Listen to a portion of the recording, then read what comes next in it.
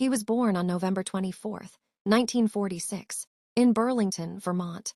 His name was Ted Bundy, and from the very beginning, his life was surrounded by secrets. For years, Bundy believed his grandparents were his parents, and that his mother was his sister. The truth about his birth was hidden from him, and many psychologists later speculated that this early confusion may have affected his identity. As a child, he was described as quiet, intelligent, and socially awkward. Nothing about him openly suggested the darkness that would later define his name. In the late 1960s, Bundy attended the University of Washington. He studied psychology and became involved in politics. He volunteered at a suicide crisis hotline, where coworkers described him as compassionate and calm. He was in a long-term relationship and appeared to be building a normal, successful life. But beneath that normal exterior, something was changing. In 1974, young women began disappearing in Washington state. Many were college students. Witnesses described a polite, attractive man who introduced himself as Ted. Sometimes he wore a fake cast on his arm and asked for help carrying books to his car. Other times, he simply used charm and confidence to gain trust. Once his victims were close enough, he would abduct them. The crimes were brutal. The details shocked investigators. But what made the case more disturbing was how ordinary the suspect seemed. Bundy didn't fit the typical image of a killer. He was clean-cut, articulate, and intelligent. As bodies were discovered in wooded areas, fear spread across multiple states. Bundy didn't stay in one place.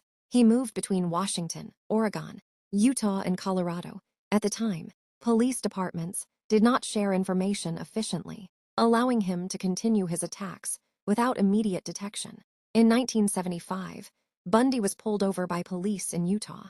Officers found suspicious items in his car: handcuffs, a ski mask, rope, and other tools. He was arrested for kidnapping. Soon after, witnesses began identifying him in connection with multiple disappearances. But even in custody, Bundy remained calm and confident. While awaiting trial in Colorado, he made a shocking move. He escaped. During a court recess, he jumped from a second-floor window and ran into the mountains. He was caught days later. Months after that, he escaped again, this time by losing weight and squeezing through a small hole in the ceiling of his jail cell. He fled to Florida. What happened next was even more horrifying. In January 1978, Bundy entered a sorority house at Florida State University. Within minutes, he attacked multiple women, killing two and severely injuring others. The violence was sudden and merciless. Shortly after, he abducted and murdered a 12-year-old girl.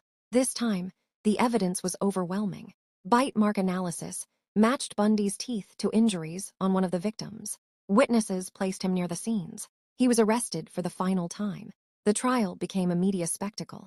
Cameras were allowed in the courtroom. Bundy, confident as ever, chose to act as his own attorney for parts of the proceedings. He cross-examined witnesses. He objected dramatically. He smiled at the cameras. Some women even sent him love letters. It was a chilling reminder of how manipulation can blur perception. In 1979, Bundy was found guilty and sentenced to death. Over the years on death row, he gave interviews and eventually confessed to 30 murders, though investigators believe the real number could be higher. In his final interviews, he attempted to shift blame to violent pornography, claiming it fueled his actions. Many experts believe this was yet another attempt to control the narrative, even at the very end. On January 24, 1989, Ted Bundy was executed in Florida's electric chair. Outside the prison, crowds gathered. Some celebrated. For the families of victims, it marked the end of a long, painful chapter.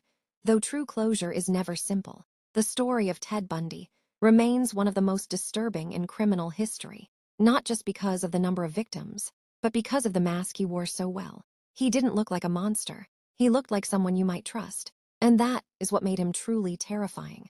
If you want more complete true crime stories told in detail, like this video, subscribe to the channel, and turn on notifications. Comment below which famous case you want next, and share this video with other true crime fans.